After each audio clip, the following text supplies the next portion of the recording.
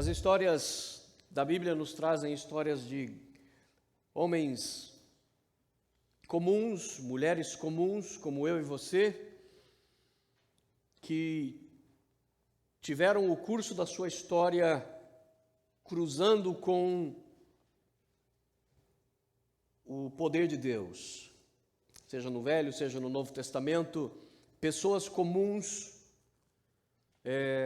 entre tantos milhares, entre tantos milhões que haviam ao redor, foram selecionadas por Deus, privilegiadas de terem as suas histórias encontradas com o poder de Deus. Essas pessoas, hoje nós lemos suas histórias e elas servem para nós como inspiração.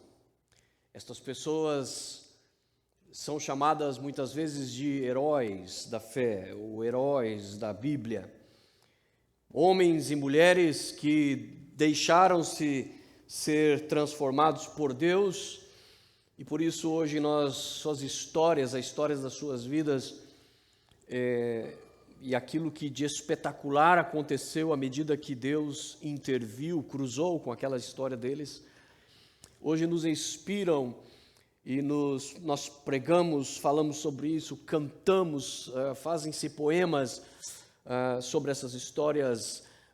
Os artistas, especialmente da era medieval, costumavam fazer pinturas, esculturas, vitrais nas catedrais, representando os pontos importantes das histórias desses homens e mulheres. Em outras palavras, as suas histórias se tornaram histórias gloriosas, de vitórias tremendas, de conquistas poderosas, por causa daquilo que Deus fez nas suas vidas. Mas eu quero que nessa noite você imagine que você está na pele daquelas pessoas. O interessante é que muitos desses heróis, eles foram escolhidos por Deus e tiveram sua experiência com Deus num período muito inicial da revelação de Deus. Isso significa que, na prática, eles não tinham igreja, eles não tinham Bíblia ainda, a Bíblia não tinha sido escrita ainda. Alguns deles não tinham nem profetas ou pastores ou líderes religiosos que pudessem lhes dar alguma orientação. Foi assim com homens como Jó, foi assim com homens como Abraão, como Jacó, como Isaac, foi assim com homens como Gideão, como Samuel, enfim, tantos homens que não tinham nem um décimo da abundância da revelação de Deus que nós temos. Hoje nós temos a Bíblia para nos guiar. Se nós não entendemos a Bíblia, nós temos uma igreja com pastores e líderes que podem nos orientar e nos fazer entender melhor a Bíblia. Aqueles homens não tinham nada disso. Jacó nunca teve um pastor. Abraão nunca teve um pastor, eles nunca souberam o que era ter uma igreja, um obreiro, um líder para lhes orientar. Eles nunca tiveram, a Bíblia diz que Abraão tinha o hábito, Isaac tinha o hábito, Jacó tinha o hábito de meditar todos os dias, meditar em Deus, meditar nas coisas que Deus fazia. Mas é sempre curioso para mim imaginar como eles meditavam, porque eles não tinham nada, eles não tinham nenhum fundamento para meditar. Eles não tinham um único versículo da Bíblia. Os primeiros versos da Bíblia só seriam escritos por Moisés mais de 2000 anos depois. Ou seja, tudo aquilo que você encontra em Gênesis, que compreende de Adão até o final da história de José, que cobre 2000 anos de história, nenhum daqueles personagens tinha um único versículo bíblico para se apoiarem na sua fé.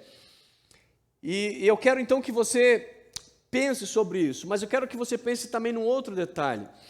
Hoje, quando a história está terminada, é fácil nós olharmos para isso e vermos nisso histórias de homens de fé, homens de coragem e histórias que nos inspiram. Mas eu duvido que para qualquer um deles essas histórias tenham sido tão empolgantes como elas são para nós. Por uma razão, porque eles não sabiam como é que ia terminar aquela história. Eles estavam envolvidos em situações e problemas, e é assim que nós vemos o poder de Deus. Nós não vemos o poder de Deus quando as coisas estão tudo bem, nós não vemos o poder de Deus quando tudo está em paz, nós não vemos o poder de Deus quando estamos prosperando. O poder de Deus nós experimentamos exatamente no conflito, é no momento da dor, no momento do desespero, é nessas horas que nós vemos o poder de Deus. Por isso o apóstolo Paulo iria dizer mais tarde de que o poder de Deus se aperfeiçoa na fraqueza nossa.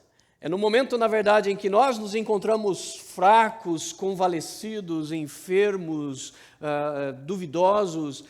É neste momento que nos encontramos desesperados, afligidos. É nesse momento em que Deus tem a maior chance de fazer o seu poder ser manifestado. Porque é nesses momentos que nós vamos nos apegar mais a Deus do que em qualquer tempo. O autor de alguns dos provérbios, ele iria dizer mais tarde também, ele iria dizer, é melhor a casa do luto, a casa onde tem velório, do que a casa onde tem festa, porque na casa onde tem velório, os homens meditam sobre a vida, meditam sobre a conduta correta, porque quando nos deparamos com um velório, com um lugar, um ambiente onde tem um ente querido, um amigo, um parente que morreu, nós imediatamente nos lembramos daquilo que deveríamos saber o tempo todo, de que a nossa vida é limitada, de que há um momento em que iremos enfrentar a morte, de que, portanto, a nossa vida tem que estar preparada. Ontem à noite estivemos aqui com jovens no seminário e uma jovem perguntou se nós teríamos muitas chances que Deus nos dá para a salvação, e a nossa resposta foi que sim, que à luz da Bíblia, Deus sempre vai fazer tudo o que for possível para nos salvar. E, portanto, ao longo de toda a nossa vida, Deus sempre vai estar oferecendo chances de nos salvar. O problema é que nós não sabemos quando nós vamos morrer. Então, esse é o problema. Não adianta a gente contar com essa noção de que, mesmo que eu morra com 100 anos, Deus ainda vai estar dando oportunidade para que eu viva. A questão é, eu não sei nem se eu vou chegar nos 20, eu não sei nem se eu vou chegar nos 30, eu não sei nem se eu vou chegar nos 12, eu não sei quando eu vou morrer.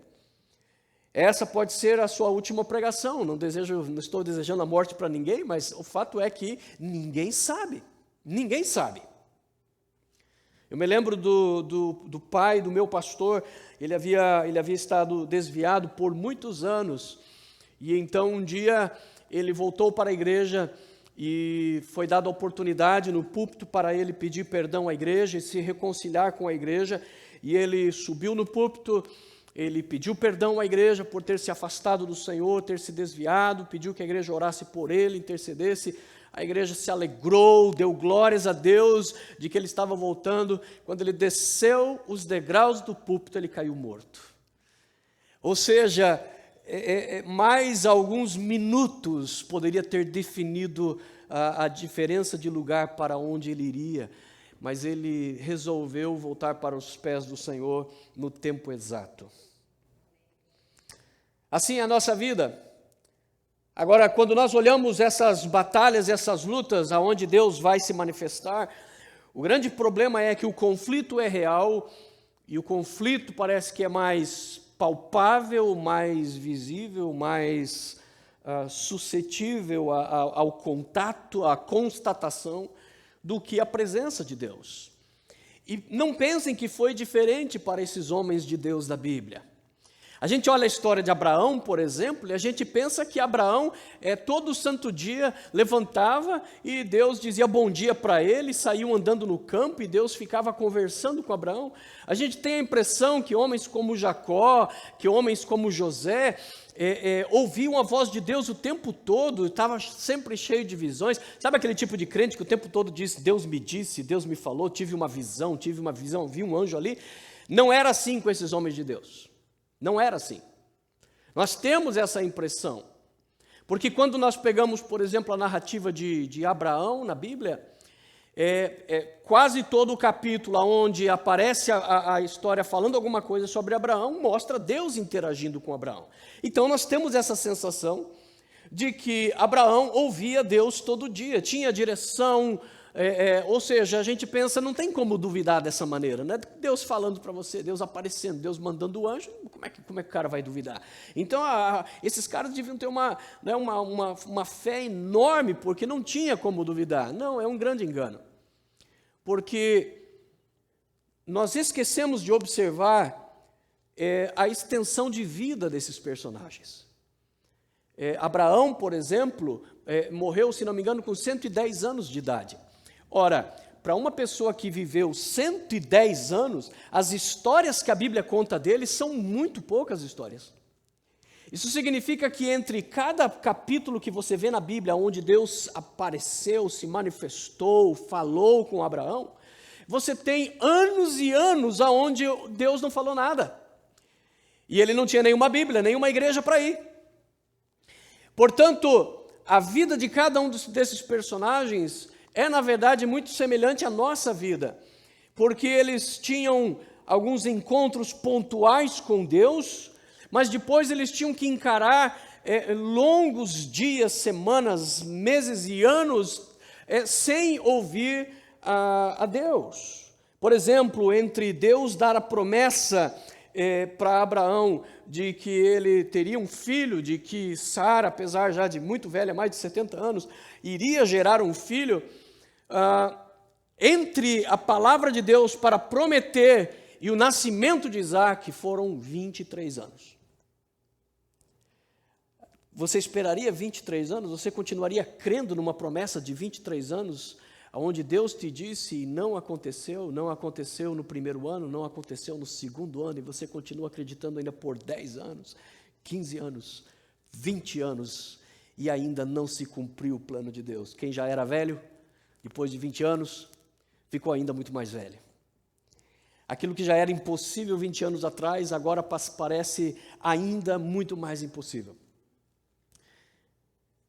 E assim é a história de cada um desses personagens.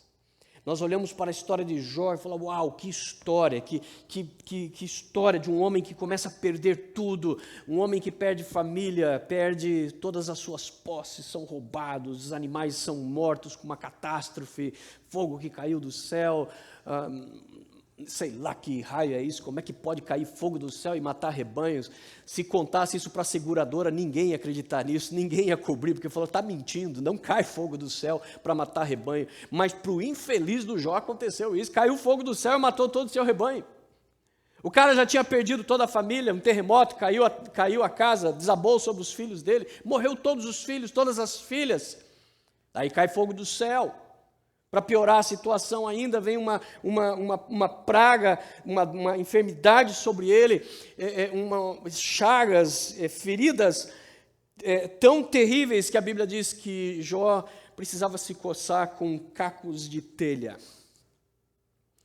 E nós olhamos essa vida e depois nós vemos Deus aparecendo para ele, falando com ele num redemoinho. Nós dizemos, uau, isso sim que é a história de um homem de Deus. E aí nós vemos Deus restituindo tudo para Jó em dobro, né? Ele teve o dobro dos filhos que ele perdeu, ele teve o dobro dos camelos que ele tinha, ele teve o dobro das ovelhas que ele tinha, e ainda a sua vida, diz a Bíblia que ele viveu com muitos anos de vida, ou seja, dá a entender que Deus inclusive aumentou o tempo de vida de Jó. E nós olhamos isso e isso nos inspira. Agora ponha-se no lugar de Jó.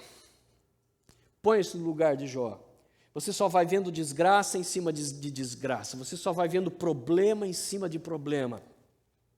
Você crê em Deus, você busca Deus e Deus está completamente silencioso. E nada novo parece acontecer. Quando acontece, só acontece desgraça. Quando alguma coisa muda, é alguma coisa ruim. Eu me lembro que eu estava passando um período assim, que era tanta notícia ruim, era tanta coisa ruim, em todos os sentidos, que quando eu ia para a caixa do correio pegar as cartas, eu já ia orando e dizendo, Deus, por favor, eu preciso de uma boa notícia, eu não aguento mais pegar carta que diz, não, seu processo foi negado, eu não aguento mais má notícia. Eu falei, Deus, seria tão bom que eu pudesse abrir um e-mail ou abrir o correio e pegar uma carta onde trouxesse uma boa notícia, parabéns, você ganhou $5. Já estaria bom demais para mim, já seria uma boa notícia. É melhor do que continuar recebendo negação após negação, problema após problema. E muitas vezes nós nos encontramos dessa maneira, não é verdade? Nós nos encontramos e aí a gente pode entender que esses homens venceram porque Deus tinha um propósito, Deus tinha um plano. A nossa vida não é diferente, irmãos. Nós, na verdade, enfrentamos a mesma coisa porque nós não temos resposta. Eu não sei por que as pessoas têm a impressão que o pastor tem sempre as respostas para tudo, né? Quem nasceu primeiro, o ovo ou a galinha, né? Por que existe o mal no mundo? E eu que vou saber, eu só sei do mal que eu causo. Agora, como é que eu vou saber por que tem mal no mundo? Né? Por que Deus colocou a árvore lá no meio do jardim? Pergunta para Deus, foi Deus que colocou aquilo lá. O pessoal tem uma ideia de que a gente sabe tudo. O pastor entende tudo de Bíblia, sabe de tudo de Bíblia? Não sei. Existem coisas na Bíblia que até hoje eu não encontrei resposta. Existem coisas na Bíblia que até hoje eu não entendo. A razão de que eu creio, tenho fé e posso continuar pregando é porque, graças a Deus, a maioria das coisas que eu entendo da Bíblia são provas suficientes de que Deus é bom, de que eu posso confiar nele, de que a sua palavra é consistente, de que suas promessas e seu cuidado para conosco é contínuo. Elas são tão maiores, as coisas boas que eu sei da palavra de Deus são tão mais volumosas do que as que eu não sei, de maneira que aquilo que eu não sei não me afeta, não muda, não altera em absolutamente nada o meu relacionamento com Deus e a minha possibilidade de poder estar pregando e ensinando o Evangelho. A verdade é que nós não sabemos. Somos de Deus, isso é uma realidade, somos filhos de Deus, nosso nome está escrito no livro da vida, isso é uma realidade espiritual.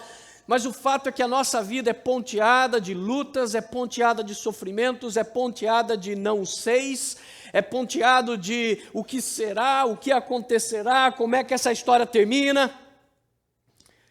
Assim também foi com cada um desses personagens. Sexta-feira nós estávamos no nosso grupo de estudo bíblico, nossa célula, e estávamos falando exatamente sobre isso, de que nós temos que crer que os métodos que Deus escolheu e os caminhos que Deus decidiu, Deus é poderoso o suficiente para fazer com que esses caminhos prevaleçam, para fazer com que esses métodos alcancem o seu propósito. Deus escolheu trabalhar por meio dos homens, e os homens são falhos, os homens são limitados, os homens desanimam, os homens desistem, mas nós temos que continuar crendo que Deus é capaz de sustentar os mecanismos e os meios que Ele escolheu para trazer a sua glória. E a prova palpável que nós temos de que Deus é capaz de triunfar, mesmo usando homens falhos, é exatamente este livro. Este livro é a prova de que Deus pode usar homens fracos, homens falhos, homens que erram, homens que não têm todas as respostas. E depois de usar esse tipo de meio, esse tipo de instrumento, quando Deus termina a sua obra, o que nós temos aqui é a pura palavra do próprio Deus.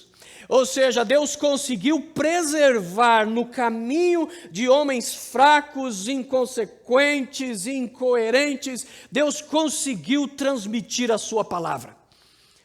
E hoje, quando nós olhamos para a Bíblia, nós olhamos e não conseguimos ver a obra de homens, porque nós dizemos, é tão perfeita, é tão ajustada, é tão à frente do seu tempo, que é impossível que ela tenha sido de fato inspirada por homens. Ela realmente é aquilo que Paulo disse, inspirada por Deus. E da mesma maneira nós podemos crer que Deus, Ele vai conseguir ultrapassar os nossos limites, as nossas dificuldades e fraquezas e conseguir entregar o Evangelho perfeito que salva, que guia e que nos conduz aos céus. Não importa quantos zigue-zagues a nossa vida vai dar, não importa quantos vales escuros nós vamos passar, se nós estamos em Cristo, a nossa história já está delineada. A nossa história não é uma história que está espaçada por situações onde Deus não sabe, onde escapou a mente de Deus, onde Deus não pensou naquilo. Não, toda a nossa história e todo o nosso caminho está delineado entre o propósito de Deus. Nós podemos não ver isso, mas isso é fato. Ou seja, se nós estamos em Cristo, nós não somos entidades isoladas, nós não somos folhas ao vento, que não sabemos para onde a tempestade vai levar, se vai cair na rua e a água da chuva vai levar para o bueiro e vamos terminar os nossos dias no escuro e vamos apodrecer ali no meio das trevas. A nossa vida não é como uma folha sem direção, levada para qualquer canto. Jesus disse que nós somos, na verdade, galhos muito bem conectados em Cristo Jesus. Ele disse, eu sou a videira verdadeira, o meu Pai é o cuidador, Ele é o agricultor, então nem Jesus está desconectado. Ele diz, eu estou muito bem solidificado nos cuidados do meu Pai, e vocês são galhos que estão conectados. Você já tentou arrancar um galho? Quando passam esses furacões, e eu vejo aqueles galhos quebrados de árvores, eu me admiro, porque eu digo, uau, esse furacão foi muito forte, a força desse vento foi muito grande, porque já aconteceu de eu tentar cortar galhos de uma árvore que tinha na frente da minha casa, e se não me engano foi o Marcos que foi me ajudar. A gente cortou o galho pela metade para facilitar, né, a conseguir derrubar ele, e aí eu me lembro que amarramos uma corda na picape, e a roda chegava a patinar, e saía fumaça ali no asfalto, e não conseguia arrancar aquele bendito daquele galho, e não era um galho poderoso, não, um galho de um tamanho médio. E ali nós vemos a conexão de um galho, e o que é aquilo que Jesus está falando. Eu sou a videira e vocês são os ramos que estão conectados. Nós estamos recebendo diretamente da alimentação, da sustentação que vem do nosso próprio Senhor Jesus Cristo. Pode você estar passando agora talvez um outono, onde as folhas da sua vida estão amarelando e prontas a cair, ou talvez você esteja passando por um inverno, onde todas as folhas caíram e nenhum fruto aparece, e vem o frio e castiga, e vem o vento e castiga, e você olha e diz, poxa vida, minha vida já foi tão boa, minha vida já foi tão frutífera, eu já tive tantas folhas tão verdes, tão bonitas, eu já produzi tanta sombra, e agora eu estou aqui me sentindo como que morto. E na verdade nós esquecemos de que, seja no inverno, seja no outono, o galho continua sendo sustentado pela seiva da árvore. Mesmo, em outras palavras, quando nós não vemos os efeitos de Deus na nossa vida, Deus está ali conosco. Mesmo quando nós não podemos ver evidências de que Deus está na nossa vida, Deus está ali conosco. E é assim que nós temos que encarar a vida, como esses homens, eles triunfaram exatamente por isso, porque não importava se for anos, não importava se foram terremotos, não importava se foi fogo que caiu do céu, sem ter nem sequer uma Bíblia, sem ter nem sequer um pastor para orientar, eles continuavam esperando no Senhor, eles continuavam aguardando no Senhor, e ao permanecer no Senhor, eles continuaram recebendo a seiva do Senhor. Então não interessa quantos invernos, não interessa quantos outonos eles passaram, o fato é que sempre vinha a primavera, sempre vinha o verão, e o fruto voltava, as folhas voltavam, e a árvore continuava crescendo, e adivinhe, se a árvore continua crescendo, o galho também continua crescendo. Se a árvore está viva, o galho também continua vivo.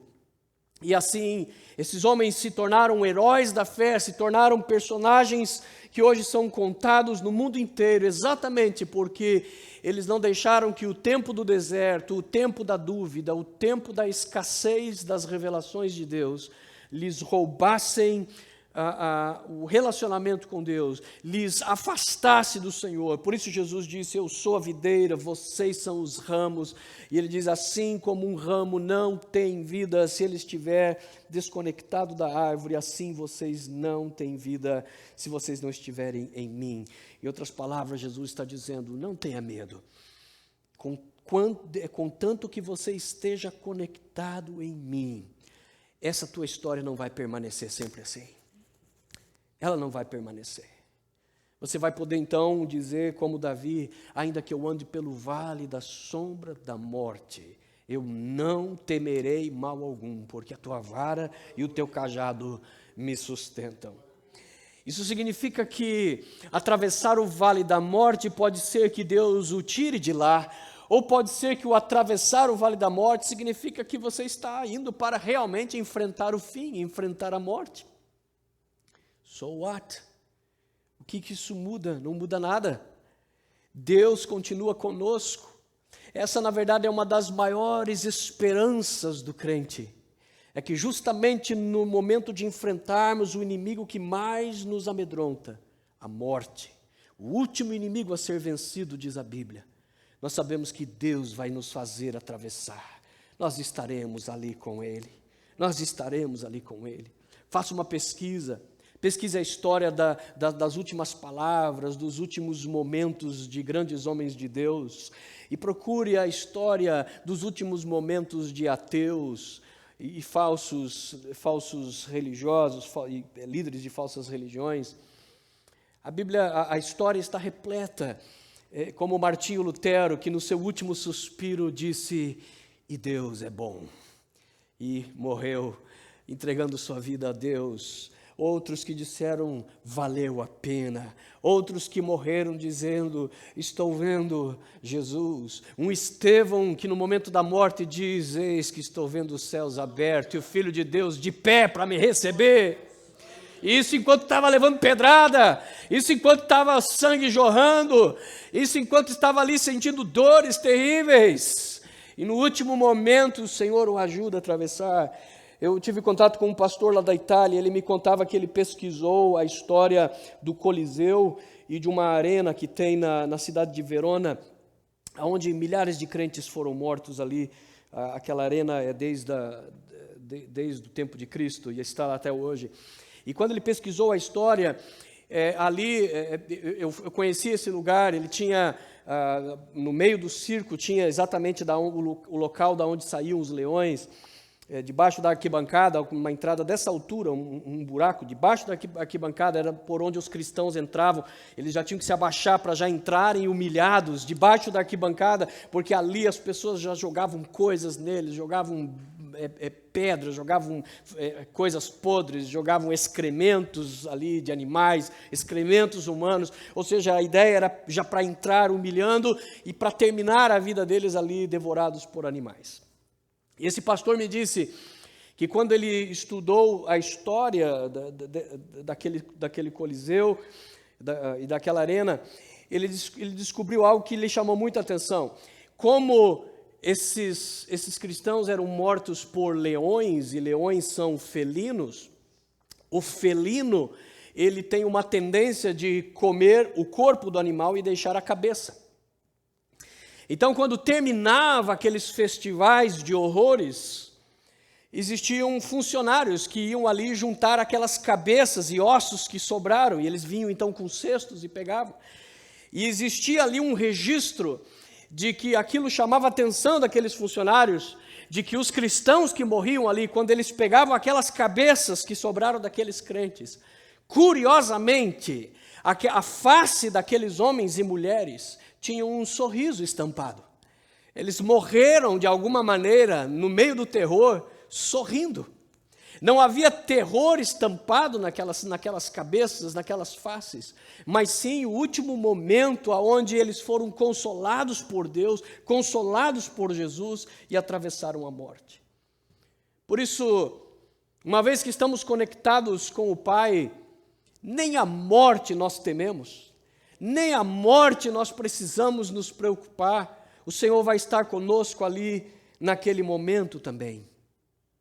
Portanto, se somos de Deus, não somos folhas ao vento, somos, na verdade, galhos ligados numa videira. Portanto, não importa o quanto a nossa vida dê voltas, talvez como José, que de filhinho preferido, de privilegiado na casa do seu pai, de repente agora se encontra numa situação onde se tornou um escravo. De escravo ele vê a coisa melhorar um pouquinho. Se fosse ver, estudar a vida de José, seria como um daqueles gráficos, né? Vai assim, só que vai sendo sempre para baixo, cada vez piorando. Às vezes melhora, às vezes, mas quando desce também desce mais para baixo ainda. Porque a história dele era assim. Filhinho do papai, escravo. De escravo se torna o cuidador da casa de Potifar que o comprou, né? Recebe toda a confiança. De repente vem aquela tarada, aquela safada da mulher do Potifar, né? E acusa ele de ter atacado ela. Resultado de quem tinha descido de filhinho de papai, agora servo principal, mordomo de uma casa, agora ele desce e se torna prisioneiro.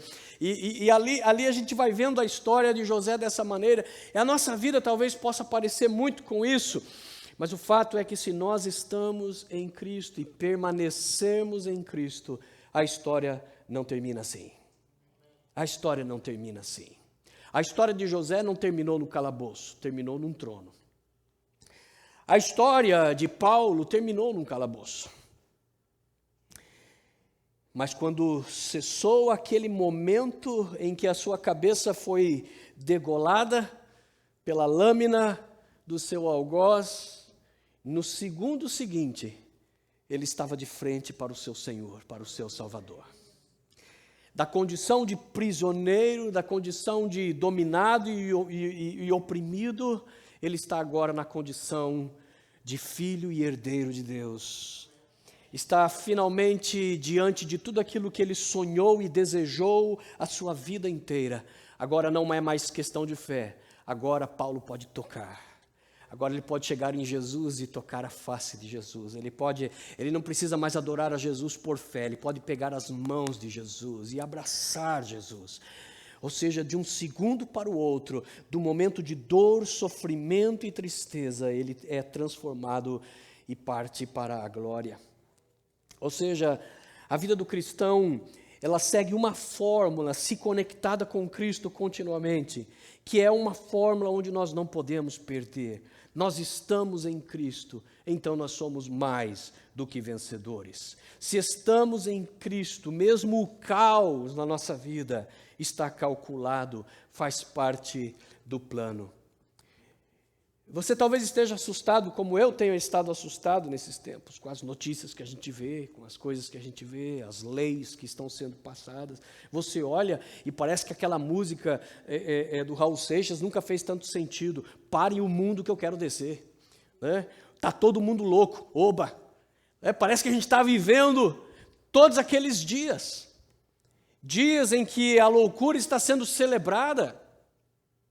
Quando nós vemos a maneira como as coisas estão sendo conduzidas e o mal, nós vemos o mal dominando e as trevas cobrindo tudo, entrando na igreja, contaminando pastores. Como Cazuza, eu posso dizer que praticamente todos os meus heróis morreram, mas não de overdose de drogas, morreram de overdose de medo, overdose de covardia, overdose de vaidade. Quase todos os homens que eu admirei no meu tempo de cristão fracassaram, caíram. Essa semana mesmo me senti extremamente triste, extremamente desapontado de um cantor que eu gostava tanto, admirava tanto e que está totalmente hoje desviado, comprometido com o mundo. Continua achando que é crente, mas afastou-se completamente da palavra do Senhor. E nós olhamos tudo isso e não assusta? Não assusta? A gente tem a impressão, meu Deus, será que a gente vai vencer? Será que... Porque parece que o cerco está fechando. Parece que as trevas estão dominando. E você acha que isso não foi planejado por Deus? Você acha que isso não estava já no manual de Deus? Deus avisou isso com muita antecedência. 2000 anos antes, está bom? De vantagem? 2000 anos antes, Deus já começou a avisar. Ele usou Jesus, ele usou o seu servo Paulo, dizendo, saiba isso, que nos últimos tempos, os tempos serão terríveis. E ele começa a descrever como esses homens seriam amantes de si mesmo, enganadores, impiedosos, psicopatas. Ele vai descrevendo exatamente a sociedade que nós vemos hoje, ou seja, não que isso melhore alguma coisa, mas quando nós vemos que isso foi predito por Deus, significa que Deus está no controle. Amém? Imagina que você vai para o médico, e o médico, né, e você está lá com uma doença grave, né, e o médico te receita lá uma injeção, um remédio, um tratamento, aí ele diz, isso aqui vai te curar. Só que é o seguinte, vai ter efeitos, como chama? Colaterais, efeitos colaterais. Então, você está com essa dor de cabeça terrível, e eu vou te dar essa injeção, eu vou fazer esse tratamento, mas por 3 semanas você vai experimentar uma dor de estômago insuportável. Mas não se preocupe, isso faz parte. Faz parte, é a reação natural, é o efeito colateral. Mas esse remédio já foi testado, isso aí é cientificamente comprovado. A minha experiência como médico te atesta que esse é o tratamento. Esse é o tratamento. Pode ficar tranquilo. Ao final você estará curado. E então começam as dores. No dia seguinte começa a dor do estômago. E 1 semana, 2 semanas, 3 semanas, você está com aquela dor insuportável no estômago. Faz alguma diferença você saber que o médico avisou com antecedência? Faz ou não faz? Faz toda a diferença. Porque se o médico não tivesse falado isso, aí você ia pensar o quê? Ih, rapaz, a coisa é mais grave do que eu pensava. Eu estava com uma dorzinha de cabeça e agora estou com dor de estômago. Eu estou indo para a morte, estou morrendo. Né? Deve ser alguma coisa muito ruim que eu vou morrer. Ou seja, sem você saber previamente que o médico disse que aquilo está tudo sob controle, você se apavoraria. Nós estamos vivendo os tempos, eu creio, os tempos que Paulo profetizou, aqueles tempos terríveis, aqueles tempos insanos, aqueles tempos demoníacos que Paulo disse que antecederia a volta de Jesus. Está sendo difícil? Está sendo.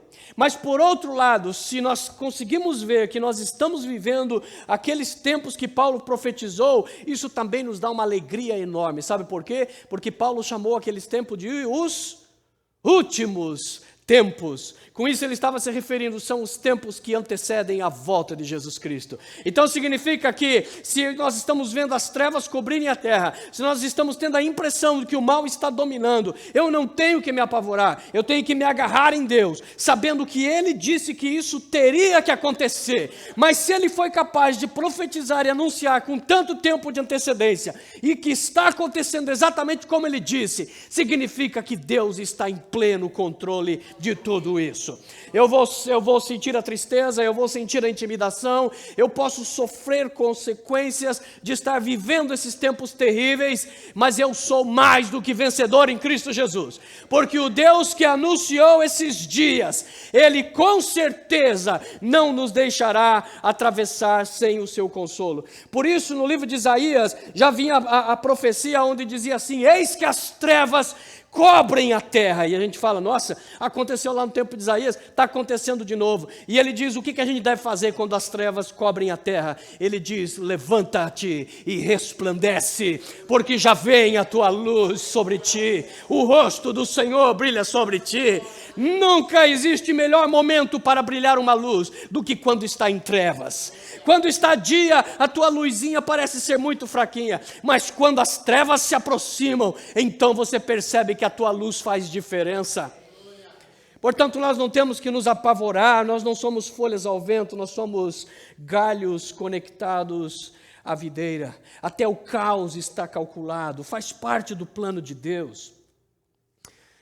O homem que escreveu Torturados por Amor de Cristo, Richard Rembrandt, ele era da Hungria, um pastor da Hungria, e quando entrou o comunismo ali, ele foi um dos muitos pastores que foram levados para as prisões e sofreu anos ali, mais de uma década sendo torturado.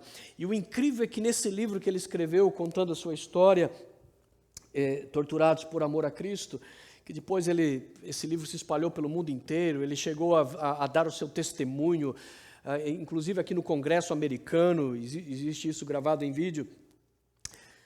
Ele era um homem todo marcado pela tortura, seu corpo era todo cheio de feridas, de marcas, de cicatrizes da tortura. Mas o que é surpreendente nesse livro é que ele diz ali que ele encontrou uma consolação naquele sofrimento todo. Ele diz: eu descobri que o medo que eu tinha de ser torturado era mais terrível do que a tortura em si. Não que a tortura dele foi branda, entendam? Não que a tortura dele foi pouca coisa. Mas ele disse que, de alguma maneira, o pavor que ele tinha de ser preso, ele já conhecia a história, já sabia, outros amigos seus já tinham sido presos, já tinham sido torturados. Ele disse que ele tinha um pavor imenso: meu Deus, eu acho que eu não vou conseguir, se me prenderem eu vou negar Jesus, eu acho que eu não vou aguentar, eu não vou ter coragem. E ele disse que finalmente quando ele foi preso e começou a ser torturado, ele encontrou algo fantástico naquilo. Ele disse: eu descobri que eu sou capaz de aguentar a tortura. Eu não sei qual é a vantagem disso, mas ele escreve isso como uma enorme vantagem. Ele diz: eu descobri que eu aguento. Ele diz: eu descobri que eu não nego Jesus nem sob tortura. E aquilo para ele foi como um prêmio descobrir isto. Ou seja, mesmo no caos, Deus opera coisas poderosas. Tem aquele argumento mimimi, né? Se Deus existe, por que tanto sofrimento no mundo? Tem várias coisas que você pode responder. Mas uma das coisas que faz parte da resposta é: e quem é que disse que sofrimento é uma coisa totalmente ruim? O sofrimento na Bíblia é sempre colocado como algo importante.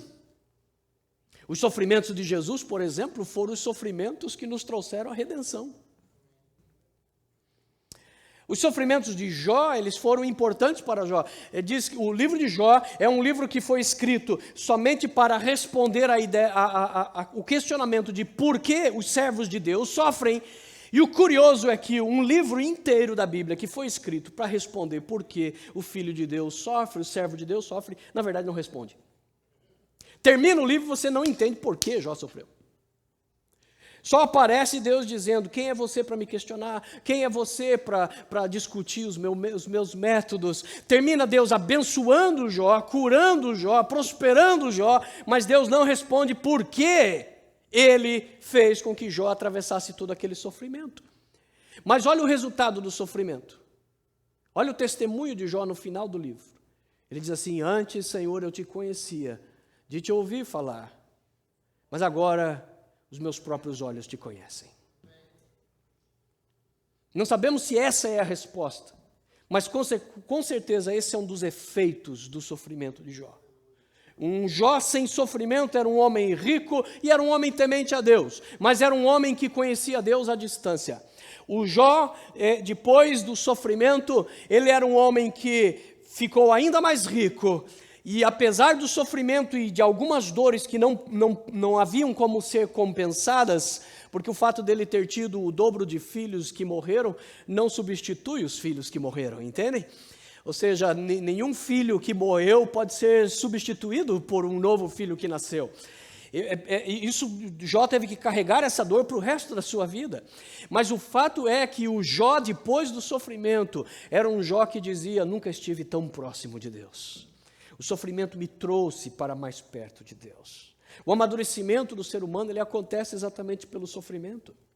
Aquela criança toda protegida, que é só abrir a boca e o pai já tá enfiando uma colher de comida, né? É só chorar e a mãe já está correndo ali para ver qual que é o problema, o que está doendo, o que está querendo, se é fralda que tem que trocar. Aquela criança, né, que vai sendo super protegida pelo pai e pela mãe, ela só vai ser capaz de entrar na idade adulta e encarar um mundo que não vai tratar como a mamãe tratava, exatamente porque existe uma fase intermediária. É a fase da adolescência. É uma fase onde a criança ainda é um pouco criança, mas já não é tanto criança. E, portanto, ela começa já a ter que assumir responsabilidades, ela começa a ter que ter preocupações da vida. O adolescente, ele já começa a pensar: poxa vida, o que eu vou fazer depois do high school? que carreira eu vou seguir, qual college eu vou escolher, e se eu não conseguir, e se eu não conseguir dinheiro, e se eu não conseguir financiamento, o que eu vou fazer, e qual vai ser o meu primeiro trabalho, eu preciso de um dinheirinho, eu quero ter as minhas próprias economias, e é justamente por esse tipo de sofrimento, é que você sai da fase infantil e você vai se tornando um adulto pouco a pouco. Porque se você permanecer eternamente naquela superproteção e cuidado, onde tudo é provido por um pai e por uma mãe, você nunca estaria preparado para as lutas do dia a dia. É exatamente os sofrimentos da transição da adolescência e da juventude que te preparam. Portanto, o sofrimento não é uma coisa de toda ruim, porque na verdade ela produz benefícios na vida do cristão. Nós estamos unidos em Cristo Jesus. Nós estamos em Cristo, nós estamos conectados com Ele, de maneira que não somos folha ao vento. A nossa história não é um acidente. A nossa história não é um acidente. Você acha que Deus realmente é capaz de falhar num projeto que Ele traçou? Eu tenho uma promessa de Deus, eu tenho um projeto de Deus que começou a se manifestar mais de 10 anos antes de eu vir para os Estados Unidos. Promessas, palavras, sonhos, visões que Deus deu a outras pessoas e uma visão que Deus deu a mim, onde Deus dizia que Ele iria me levar para algum lugar distante. Numa dessas visões que uma pastora teve, ela me viu mais de 10 anos antes de eu vir para os Estados Unidos, ela me viu numa igreja onde cantava-se em espanhol, falava-se em português, e ela me viu pregando em inglês. A última vez que eu preguei aqui na igreja do pastor Tim, na igreja americana, eu contei esse testemunho e eu disse: o que vocês estão vendo aqui é o cumprimento de uma promessa. Se você me vê aqui hoje pregando em inglês, vocês estão vendo uma promessa, porque quando essa promessa veio, 10 anos antes de eu vir para os Estados Unidos, a única palavra em inglês que eu falava era hot dog. Era só isso que eu falava. Ketchup, hot dog, essas coisas. E passado um tempo, aconteceu exatamente. Qual a probabilidade matemática disso acontecer?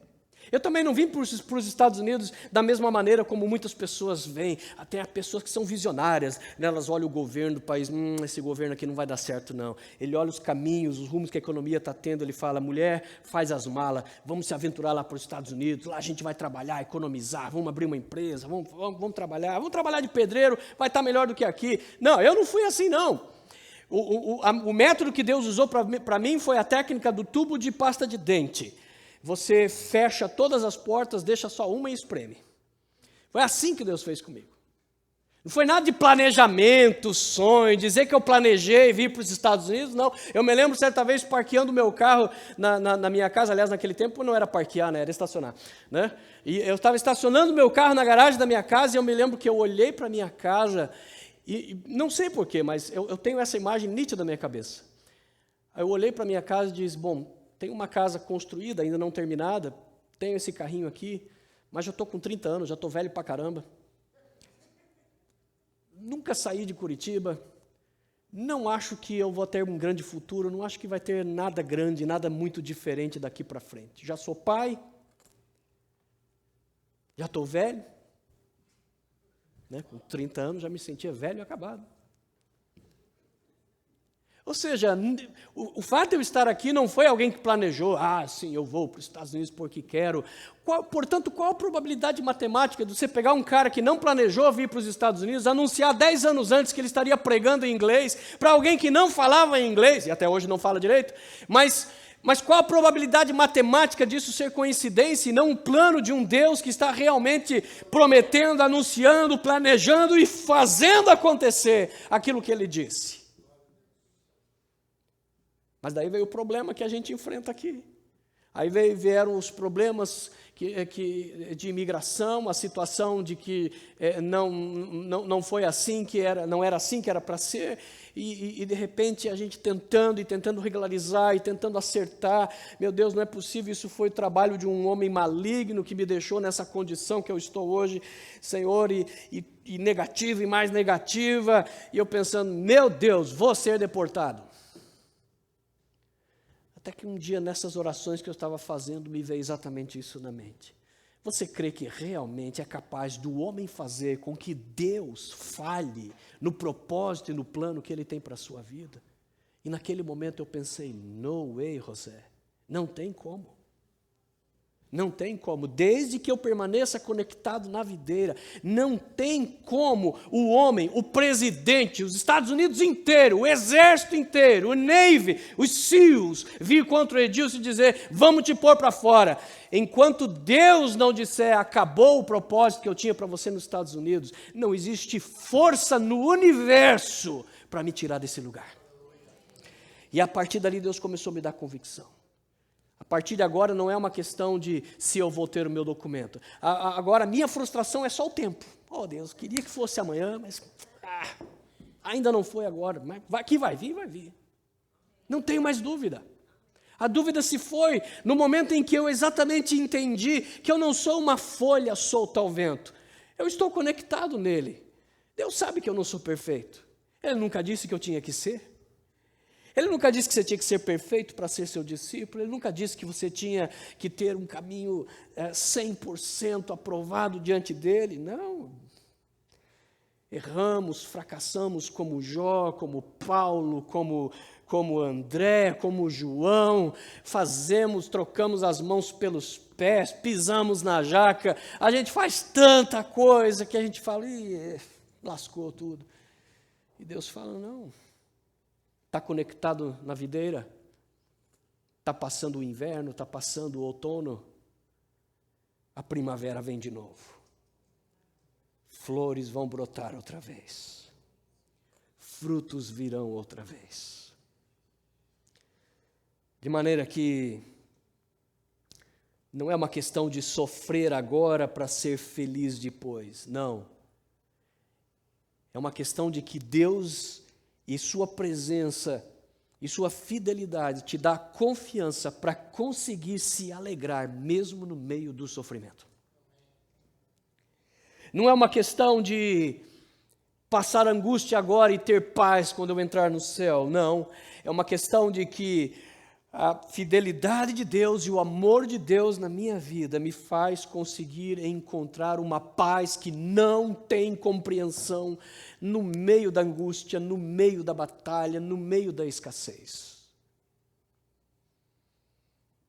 É uma questão de alegria no sofrimento, de paz na tribulação. É uma questão de que Deus está com você a despeito da circunstância. O que nós pensamos é sempre o oposto. Como é que Deus pode estar comigo se eu estou passando o que eu estou passando? Mas do ponto de vista da palavra de Deus é exatamente ao contrário.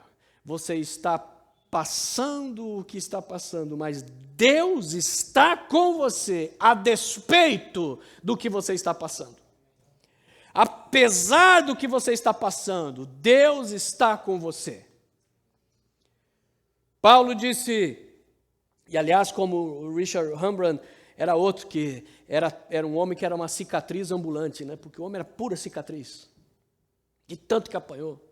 3 vezes levou surra de vara, foi açoitado, apedrejado. Como é que fica um homem assim?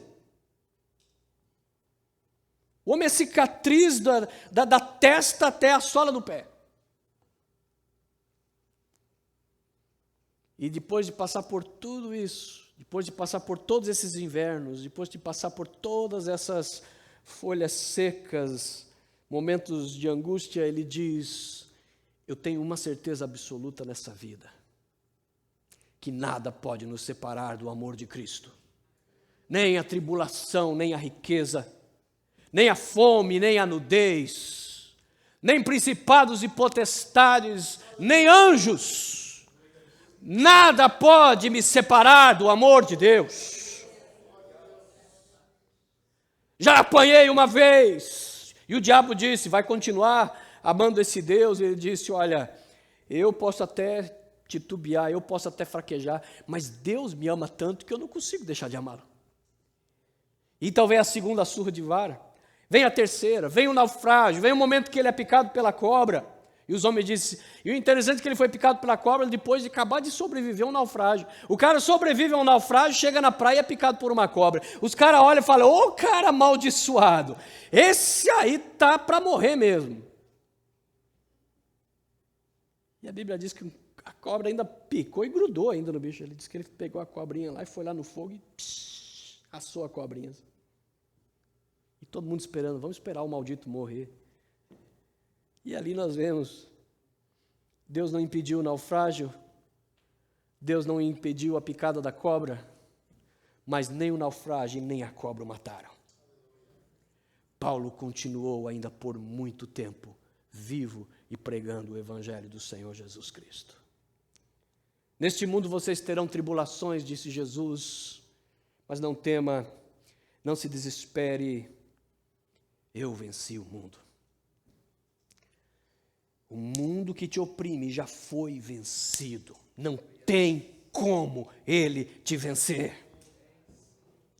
Se você estiver conectado ao vencedor, o mundo é o perdedor.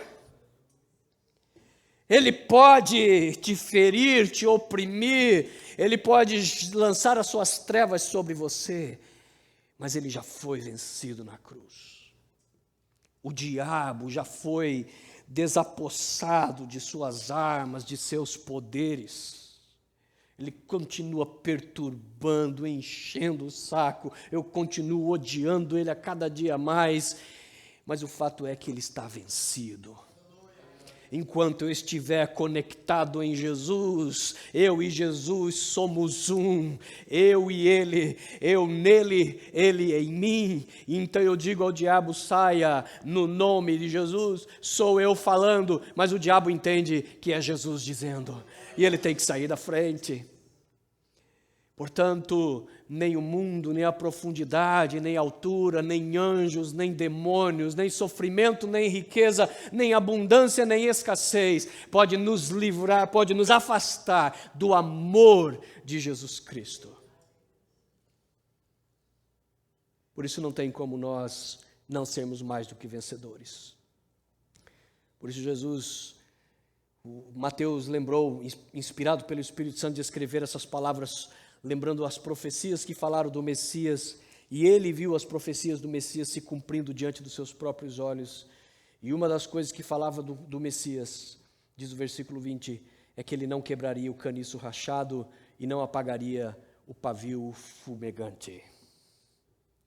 E é exatamente isso que ele faz conosco. Às vezes você se sente como um caniço rachado. Um caniço é uma cana, um junco, um cane, que está rachado. Enquanto ele está íntegro, enquanto ele está inteiro, o bambu, o caniço, geralmente ele tem uma força, uma excelente resistência. Mas quando está rachado, esqueça. Toda a sua estrutura é comprometida. Quando o bambu está rachado, acabou a sua estrutura. Quando você vê um caniço rachado, quando você vê uma taquara rachada, significa que aquilo ali é para jogar fora. Joga fora, não serve para mais nada. Mas a Bíblia diz que o Messias não desprezaria o caniço rachado. Falou, rachou, filho, está doendo, não tem mais estrutura, segura em mim aqui. Segura em mim e você vai ver como é que você vai estar amanhã. Ele disse, não desprezará o pavio que fumega. Aquele pavio que já teve fogo, já queimou, já foi uma labareda, já iluminou, já aqueceu. Mas agora o óleo se foi, o cordão já se consumiu, o fogo já se foi, o calor já se foi, tudo que resta agora é só aquela fumacinha. Que a gente sabe que quando chegou naquele ponto, agora é questão de minutos, acabou. E a profecia sobre o Messias seria, ele não desprezará o pavio que fumega. Você está se sentindo assim? Você está se sentindo tão esgotado que você diz: Senhor, eu estou contando os dias, é o meu fim. É o fim da minha fé. Você está se sentindo assim? Jesus disse: não vou te desprezar nesse momento, meu filho. Está fumegando, vai voltar a pegar fogo.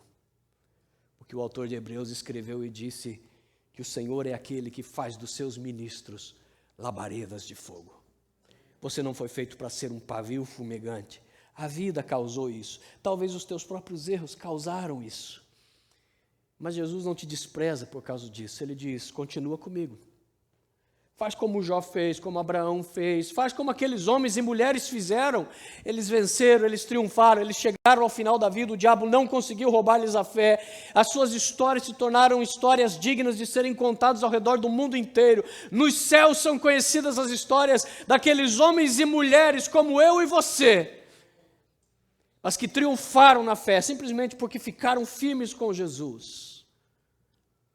E porque estavam conectados na videira, os ramos continuaram a produzir frutos até o fim.